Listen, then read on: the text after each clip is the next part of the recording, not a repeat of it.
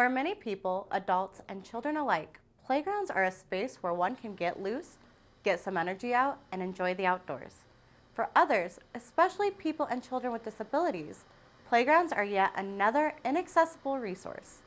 The City of Farmington plans to change that with the proposed construction of an all-abilities park at the former Tibbetts Middle School location on Apache Street. You're watching the Local News Network, brought to you by Ace Hardware and Boone's Family Thai Barbecue. I'm Haley Upsall. So an all-abilities park is a space literally for everyone in the community. So it's an area where people of all abilities, all generations, ages can come together and interact in an accessible space together. The park is a community-led idea.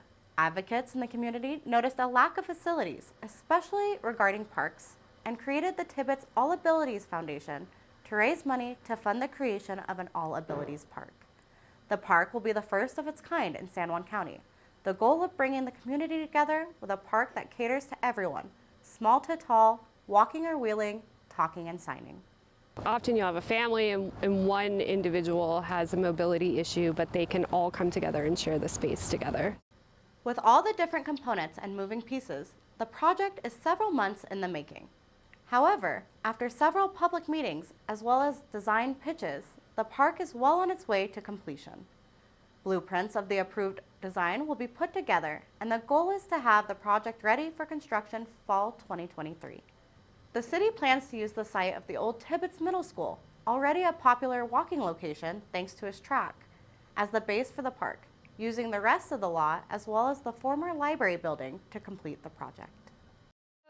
This entire block will be used for the park, is planned out to be part of the park. So on that side of the space, we have an existing building, an old library building, that will remain there. It will be renovated, big upgrades to the bathrooms there, making those fully accessible.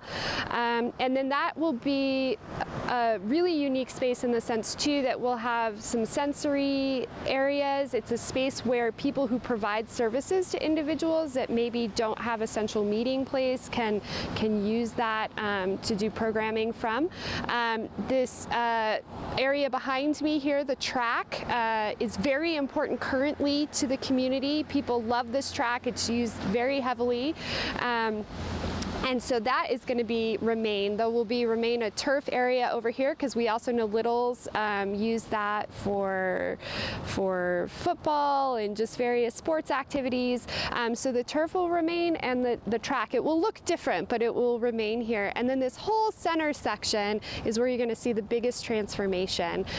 So we're really going to duplicate the natural landscape of the four corners over here. So we'll have bluffs, we'll have valleys, we'll have just this terrain that's able to change height and allow for all kinds of fun climbable spaces, just an infinite number of ways to interact with that landscape.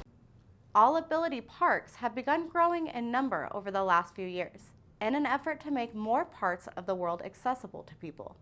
Parks like the proposed one in Farmington use a variety of features to ensure access for people using mobility devices, for people who are hard of hearing or deaf. Different textures with materials enable a sensory experience for everyone.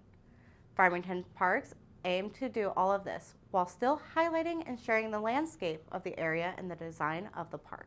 This park in particular, as far as all abilities parks, is gonna be something unlike anybody's ever seen. We're literally innovating what all abilities looks like with the most current technology, super customized aspects with a lot of science and research that goes behind this industry.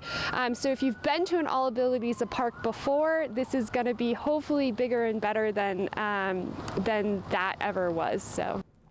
For more information on the Farmington All Abilities Park or to view the proposed designs, visit cofallabilitiespark.org.